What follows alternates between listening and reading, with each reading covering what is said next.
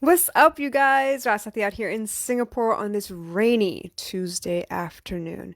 So I'm out here chilling, feeling pretty good about myself because I got a lot of work done already this morning. I had an amazing conversation with Aarti of Curves Become Her, and we got to talk about, her journey, what she's been advocating, why she's been advocating, when all that started.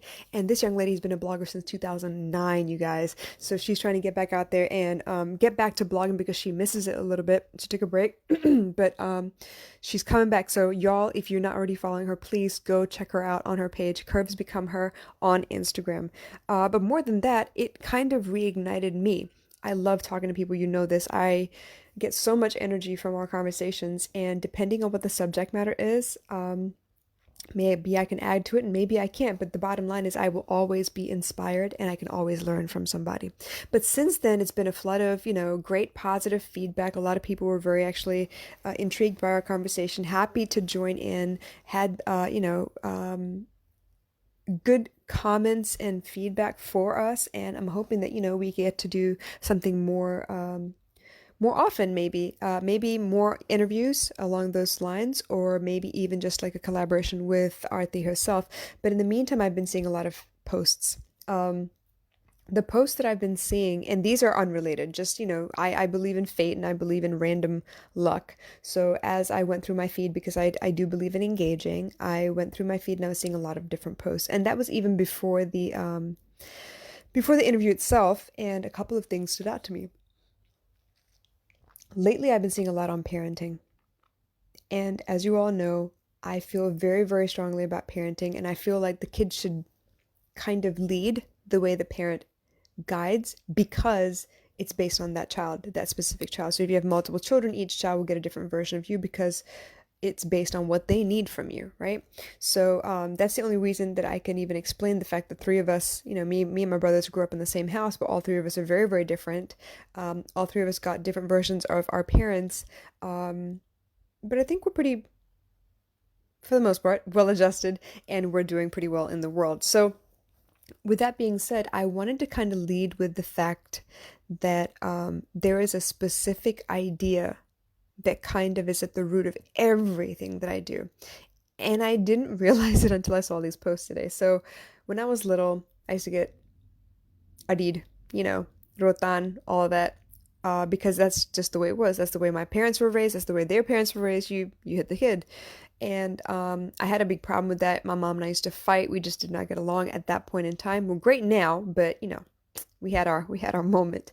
Um, but when I think back to those days, I remember thinking that I needed to become a better parent than my mom was. And it wasn't to like show her up or anything, but I felt in my gut that it had to be a different way, a better way, an easier way to raise your kids where you're not always at odds with each other. You're not creating so much friction, because the last thing I want is for my kid to be afraid of me while she lives in my house. And the last thing I need is for her to be angry or resentful because of the way I'm treating her.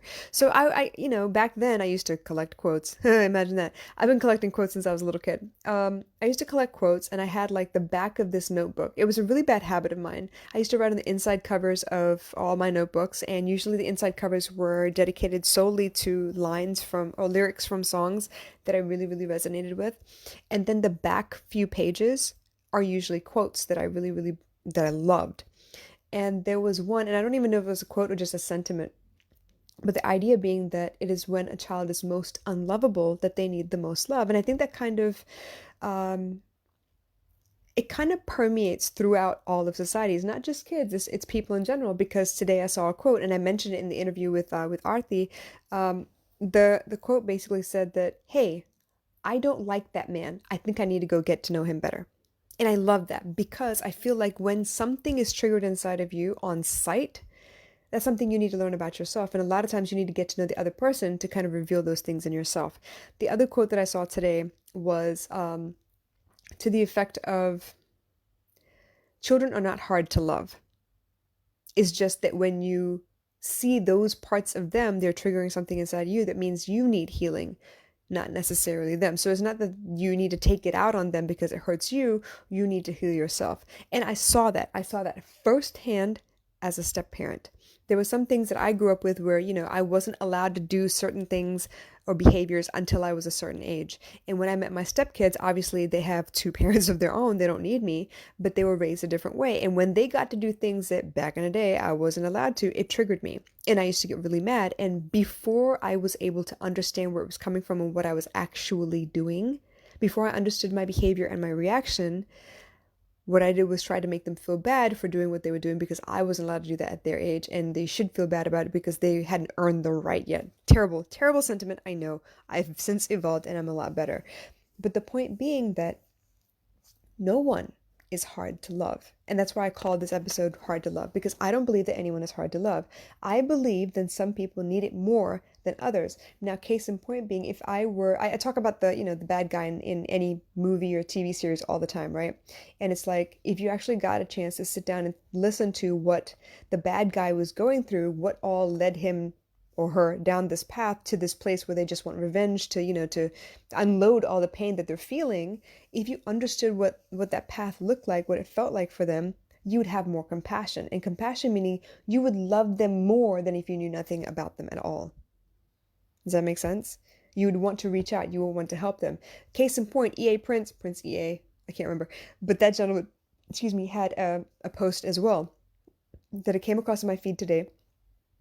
And it was about this young man who happened to be armed at school. And all you see is he comes out with a rifle in his right arm, and he has his hand holding somebody. And I wasn't sure what it was until like they both move into the frame of the security camera for the school. And what you see is a teacher coming out with him, and she's trying to speak to him, and she ends up hugging him. And while she's hugging him, another teacher comes up and disarms the boy.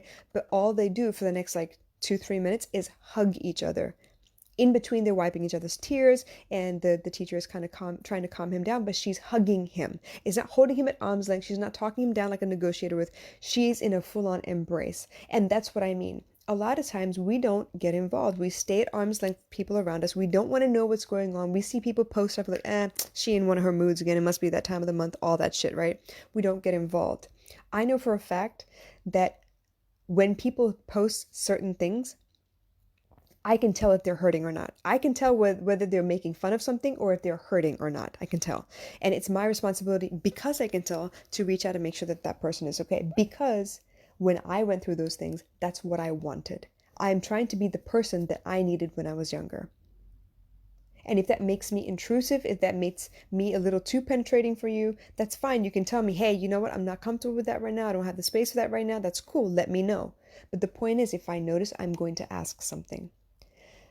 I fully, like through and through every fiber of my being, I believe that everyone is capable of loving and is deserving of love. And I feel like the people that give us the most grief, the people that kind of irritate us, set our teeth on edge, anger us very easily, those are the people that need the most love. Because in loving them, we learn to heal ourselves, if that makes any sense. For example, from my vantage point as a child, I wish that my mom didn't pick on me for things that I did not do at home. A lot of times when she would give me directives, she would give me one directive and then she'd give me another directive, and it would be like on and on and on, and it'd be total of maybe 15 directives where I was bound to forget one or two. And it wasn't that she would acknowledge the 13 that I didn't get done, it was just the 2 that I didn't. I'm sorry, I think I said that backwards. She wouldn't acknowledge the 13 that I did get done, but the 2 that I missed off the list. And that's something that's handed down generation to generation. Their parents did it to them, our parents did it to us. I'm trying really hard not to do it to my kid, but I do. I slip up and I fall back into that pattern sometimes. Because back then, it wasn't about how much you got done, it was about the things that you missed. That was just the way they saw things. They don't see that you graduated from high school and you graduated from college. They see that you still haven't got a job yet. You know what I mean? So at that time, from my vantage point, what I wish my mom would have asked me is, hey, can I help you with some of that? Do you need help getting these things done? What is it about these things that made them fall off the list, whereas you got everything else done? That would have been helpful to me, but she wasn't equipped to do that because she didn't know how. She had never seen it done before. You basically only do what you've seen before, right? You imitate behaviors. until you learn for yourself that there's a better way to do things, until you break out of that, that conditioning that these are the things that have to get done before you can have whatever reward you're looking for. I wished a lot of times when I was fighting with my mom that she would ask me about my feelings. She's not used to that. Her mom has never asked her about her feelings. I remember she used to tell us stories where she would have to send pictures to my dad when they were courting, and she was not allowed to smile in them. And she was not allowed to appear in the picture by herself. She had to be with her brother. So, like, the whole jingbang had to take a picture for her to be able to send a picture of her to my dad. That's the kind of background she comes from. And for me to understand that, like for her to be able to open up and tell me that story, first of all, that took years. But once she did, I understood why she behaved the way she did. That's part of the reason I went into psychology in the first place. I wanted to understand why people behaved the way that they did because it didn't make sense to me. As a kid, it didn't make sense how people could be so mean or so harsh or so curt. Some people can speak to you and it's like there is not an ounce of love or feeling or anything in their eyes. You wonder how they manage in the world around them. So I wanted to know, I wanted to understand. And slowly but surely, as we had more and more awkward conversations, because I'm not one to shy away from awkward conversations, the more my mom and I spoke, the more I understood about what her mindset was like and what she was capable of thinking and the choices she made. It made a lot more sense at that point. Obviously, when you're mad at somebody, you don't feel like explaining shit. You're like, just take it or leave it. This is the way. My way or the highway. I get it. I understand. But eventually, at some point, I want to be able to understand. And that's something that people don't quite get. When you're in a relationship with your spouse and you're going through a fight, no one wants to explain their position in a fight. And a lot of times, once you've calmed down, you're no longer technically fighting. When you want to go talk about those things, you don't want to. You're afraid because you don't want to start the fight all over again. I get it. But healing doesn't happen until you get to know the other person.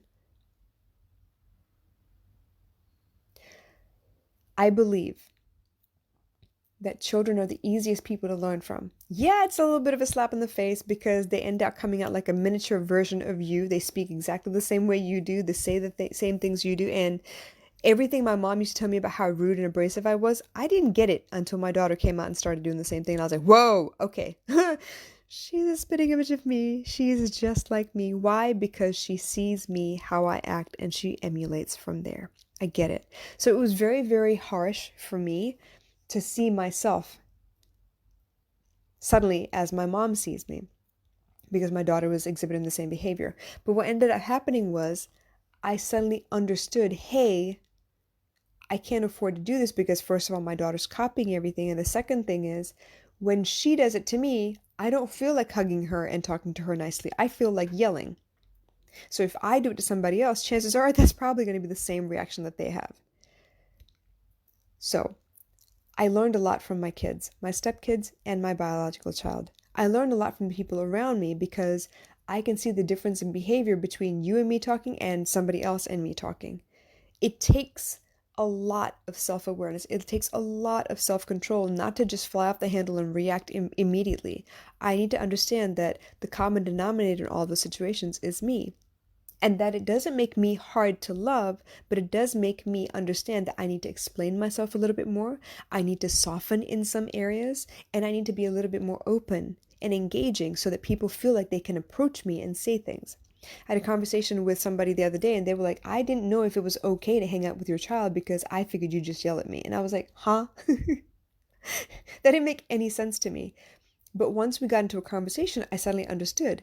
I have been so abrasive to this person for so long, they assumed that if they were to enter my space, my child being part of my space, that I would immediately just back into a corner and prepare for attack. But what they didn't realize is I am that way because of who they are. It is my way of defending myself when in that person's presence. And because we've never spoken about this before, it's only now slowly coming to a place where we can talk about different aspects of it. We are far from done, but at least we've started.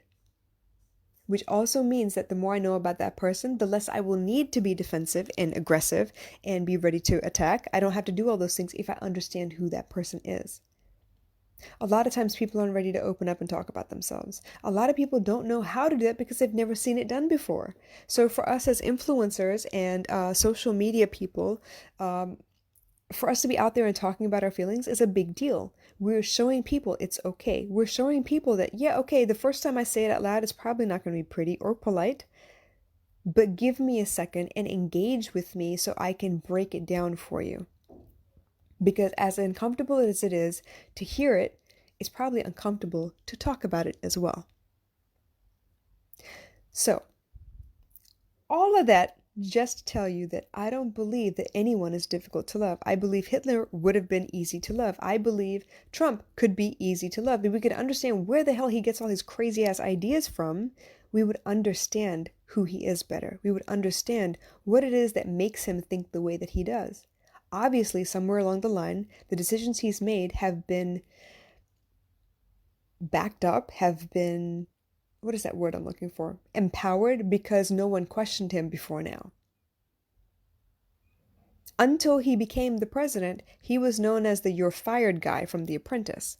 He was known as a really great business person. No one looked into how he did his businesses, or no one cared. Yeah, he was an actor every so often, and he said things in those, those roles that he played that are very, very significant and very reflective of who he actually is, but no one cared until he had the whole country in the palm of his hand as a leader. Same thing with Hitler. I'm sure up until he decided to go to art school that he was a great guy and he probably was a very talented artist. But for him to be rejected like that, and because he's never been taught how to handle rejection, he flipped the hell out and decided to create a humongous movement against the people who happened to run the school that declined his acceptance into art school. We never know where people come from. Why do you think Wicked is such a famous play? You finally get to see the whole of the Alice in, no, sorry, it's not the Alice in Wonderland story. It's the Wizard of Oz story, but from the Wicked Witch's point of view, where she felt like she was put upon. In her story, she is the hero, and Dorothy is the villain. In Dorothy's story, it's the other way around. It's the same with people around you. You may have like a headbutting contest with your boss, right? And maybe your boss is just one of those bulldozer type people that just has to have their way or the highway, and they don't care how they get it, but they know best. They know all the answers. There's no room for any other opinions. And so you butt heads because you have some ideas, you know they've worked before, and you feel smothered because you're not being allowed to do what you do best. So what do you do in that situation? The best you can do is to show the other person that you're willing to sit down and listen if they're willing to talk. And once you get to talking, then maybe you can give your ideas in there as well. But the point is, in that dynamic, you, the employee, are the villain in the boss's eyes. You are the obstacle in the way to success. Whereas from the employee's point of view, the boss is the obstacle to success because all they want to do is thrive and move up in the company. So if you understand that, if you realize that people are not against you, they're for themselves, it makes it a whole lot easier to love them through whatever nonsense they happen to be going through. It makes it easier to accept them. It makes it easier to hear their point of view, have a deep compassion for what you're learning about their point of view, and then help them through it. Chances are it will help you heal as well. So like I said, I don't believe anyone's hard to love. Do you? You guys, thank you so much for listening. If you have any other questions, please drop them in the comments below. And if you don't already know, you can find me at Rasath1 on Instagram, on Spotify, on SoundCloud, YouTube eventually when I get my viewership up. But for now, you know where to find me. Let me know what you need, and I will do my best to help. Until then, I'll catch you later.